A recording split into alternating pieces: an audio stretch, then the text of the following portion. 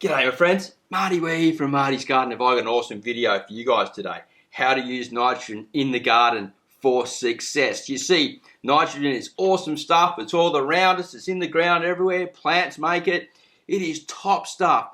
But it's when it's used incorrectly, this can be the problem. And for a lot of beginners gardeners, generally this is what happens, and it burns their plants and they shrivel up, or the pests come, and then all of a sudden they're like, oh man, this gardening stuff is too hard. Well, nitrogen is great stuff when it's used correctly, but if you use too much of it, it can create a few problems. It can burn delicate roots if applied too quickly and too generously. It can also make rapid growth, which we think, oh, and really, everything's gone real good, look at it, it's so lush and everything.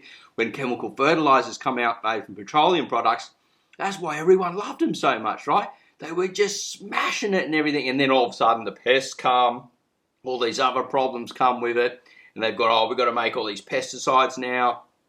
So what happens is pests like caterpillars, grasshoppers, aphids, and he loves to chew on little greeny plants. They can smell the excess nitrogen, guys, and they will turn up, especially if you start planting monocrops, like you've got plants in rows. They'll just jump from one plant to the next, and before you know it, you've got this infestation. So what you want to do is apply nitrogen at very small amounts when the plant's in growth. If a plant's dormant, you don't want to apply any of it at all. You can also use light amounts of it as a foliar spray, because something like this, like a blood meal or something, can be mixed with a bit of seaweed, and the plant can uptake it straight away, and you don't have to worry about excess nitrogen killing the plant or creating problems. So the plant will only take as much as it needs. You can do that sort of like in the morning and in the afternoon. Really, the safest way is to apply nitrogen little and often. Now, these plants here have never had actually nitrogen applied to them. They're just growing in compost and worm castings. Now, compost has a lot of nitrogen in it, but it's actually more of a slow release nitrogen. And a lot of the biology that's living and dying in here is releasing what they call an organic type of nitrogen.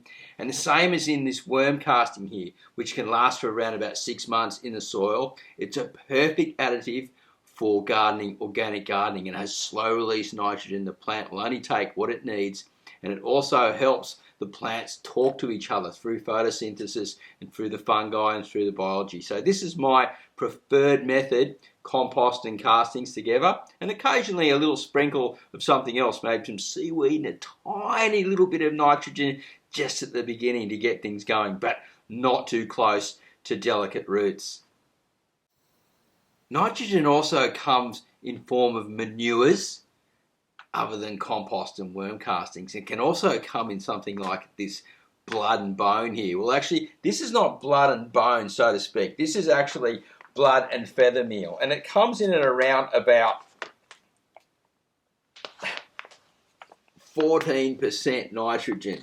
Now, I'm not sponsored by this company anyway. I went out and bought this myself, and I won't be using it too much. Just every now and again, you might see me use it in a planting, just to sort of speed things up, and I'll teach exactly how much I am using at that time. I prefer, if you're going to go for the organic one, is something like this, a good balanced NPK, and that will help you get the best growth that you need. So nitrogen, calcium, potassium, to help everything right through the growth to the flowering. So just be careful. Artificial fertilizers can also have excess nitrogen and other elements to it, which can run and leach into waterways and actually start poisoning the environment. And it can also burn and kill the things that are in the living soil, because as an organic gardener, what we're doing when we're planting into the ground is we're feeding the soil, not the plants. We're working on feeding the biology. It's a little bit different when we're in a container plant. We've got to do a bit of both.